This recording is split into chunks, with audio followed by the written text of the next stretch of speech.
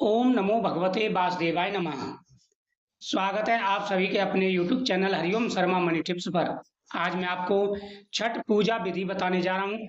संपूर्ण पूजा विधि आपको इस वीडियो के माध्यम से प्राप्त होगी। जो भी चैनल पर पहली बार आए चैनल को सब्सक्राइब करें, बगल में बेल आइकन बटन को दबाएं हर वीडियो का नोटिफिकेशन पाने के लिए। आज छठ पूजा प्रारंभ हो चुकी है। नहाय खाए से छठ महापर्व की शुरुआत हो चुकी है। 4 दिनों तक चलने वाले इस पर्व में छठी मैया और सूर्य देवता की पूजा की जाती है। ये जो पर्व है ये 4 दिन चलता है और इसमें छठी मैया और भगवान सूर्य देव की पूजा की जाती है। नहाय खाए से ये व्रत प्रारंभ होता है। इस व्रत के करने से घर में सुख समृद्धि, संतान सुख, आरोग्य और समृद्धि की प्राप्ति होती है। छठ महापर्व जो पर्व है ये इसका महत्व तो कई गुना है, बहुत ज़्यादा महत्व है इसका। इस महापर्व में सूर्यदेव और छठी मैया की पूजा का विधान है। छठ का व्रत महिलाएं संतान की लंबी उम्र और सुख समृद्धि के लिए रखती हैं। इस साल छठ पूजा 25 अक्टूबर शनिवार से शुरू हो गई है और 28 अक्टूबर मंगलवार को समाप्त होगी। प्रत्येक दिन का अपना महत्व है। ये 4 दिन की पूजा होती है और हर दिन कोई ना कोई महत्व होता है। प्रत्येक दिन कोई ना कोई महत्व होता है। शास्त्रों के अनुसार कार्तिक मास में सूर्य अपनी नीच राशि में होता है, इसलिए सूर्यदेव की विशेष उपासना की जाती है। वही छठी मैया को संतान, समृद्धि और परिवार की रक्षा करने वाली देवी माना गया है। सबसे पहला दिन होता है नहाय खाए का। नहाय खाए छठ महापर्व के पहले दिन की विधि होती है, जिसमें व्रती अपने शरीर और मन को शुद्ध करने के लिए इस व्रत का पालन करते हैं।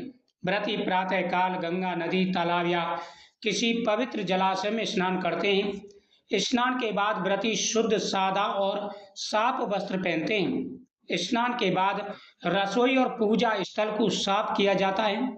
माना जाता है कि छठी मैया स्वच्छता और पवित्रता की प्रतीक है, इसलिए किसी भी तरह की अशुद्धि नहीं होनी चाहिए। इस दिन व्रती एक बार ही भोजन करते हैं, जिसे नहाय खाए का प्रसाद कहा जाता है।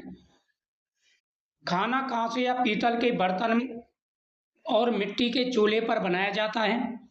खाना बनाने में आम की लकड़ी या गोबर की उपले का ही प्रयोग किया जाता है, क्योंकि इन्हें सात्विक और शुद्ध माना जाता है। भोजन में आमतौर पर कद्दू की सब्जी, चने की दाल और सादा चावल बनाए जाते हैं। नहाय खाए के दिन ही व्रती छठ का व्रत का संकल्प करते हैं और आने वाले 3 दिनों तक शुद्धता, संयम और भक्ति का पालन करते हैं। दूसरा जो दिन होता है वो होता है खरना का, यानी पहला तो नहाय खाए का होता है, दूसरा होता है खरना का। खरना छठ पूजा का दूसरा दिन होता है। इसे लोहंडा या खरना व्रत भी कहा जाता है। इस दिन व्रती पूरे दिन बिना अन्न और जल के उपवास रखते हैं और शाम को विशेष विधि से प्रसाद बनाकर छठी मैया को अर्पण करते हैं। संध्या अर्घ्य तीसरा जो दिन होता है वो होता है संध्या अर्घ्य का, यानी डूबते हुए सूर्य को अर्घ्य दिया जाता है। छठ पूजा का तीसरा दिन सबसे विशेष और भव्य माना जाता है। इसे संध्या अर्घ्य या संध्या घाट पूजा जाता है। इस दिन व्रती शाम के समय अस्त होने वाले सूर्य को अर्घ्य देते हैं। और चौथा जो दिन आता है वो आता है व्रत के पारण का। छठ पूजा का चौथा दिन इस महापर्व का अंतिम और सबसे पावन दिन होता है। इसे उषा काल यानी भोर अर्घ या सूर्योदय अर्घ कहा जाता है। इस दिन व्रती सुबह उगते हुए सूर्य को अर्घ देकर अपने 36 घंटे के निर्जल व्रत का समापन करते हैं। तो आप समझ सकते हैं ये कितना बड़ा व्रत है, बहुत ही बड़ा व्रत है। तो ये 4 दिन चलता है। पहले दिन नहाय खाए होता है। इस दिन व्रती सूर्योदय से पहले उठकर स्नान करते हैं, घर की सफाई और कर पवित्र वातावरण बनाते हैं। व्रती चना दाल, कद्दू की सब्जी और अरवा चावल भोजन बनाकर खाते हैं और यह भोजन पवित्र होता है और व्रत की शुरुआत होती है इस दिन। दूसरा खरना होता है।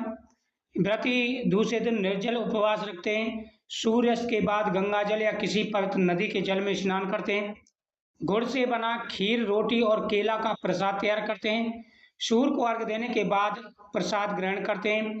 इसे खरना प्रसाद कहते हैं। इसके बाद अगले 36 घंटे तक निर्जल व्रत का संकल्प किया जाता है और फिर उसके बाद में तीसरा दिन आता है संध्या अर्घ्य का।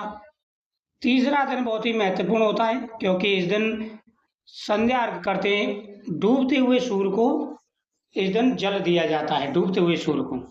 तो शाम के समय व्रती और परिवार जन घाट या नदी किनारे पहुंचते हैं। बांस की टोकरी में ठेकुआ, फल, नारियल, ईख, दीपक आदि रखकर सजाते हैं। अस्ताचल सूर्य डूबते हुए सूर्य को अर्घ देते हैं। भक्त छठी मैया और सूर्य देव से संतान, स्वास्थ्य और समृद्धि की कामना करते हैं। घाट पर लोकगीत गाए जाते हैं और दीपक जलाए जाते हैं। और चौथा जो दिन आता है ये बहुत ही महत्वपूर्ण है, ये होता है पारण का। व्रती सुबह सूर्योदय से पहले घाट पर जाते हैं।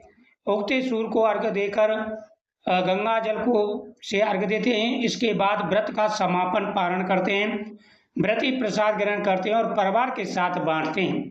व्रत के दौरान व्रती पूरी तरह पवित्रता, सात्विकता और संयम रखते हैं। भोजन में प्याज, लहसुन और मांसाहार पूर्ण रूप से वर्जित माना जाता है। व्रती नए वस्त्र पहनते हैं, विशेष पीले या नारंगी रंग के।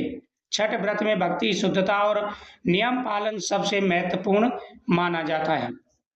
तो ये नियम है, और इन नियमों के साथ में अगर व्रत किया जाए तो हर प्रकार की मनोकामना पूरी होती है। छठी माता प्रसन्न होकर के आशीर्वाद देती है। जय छठी माता की।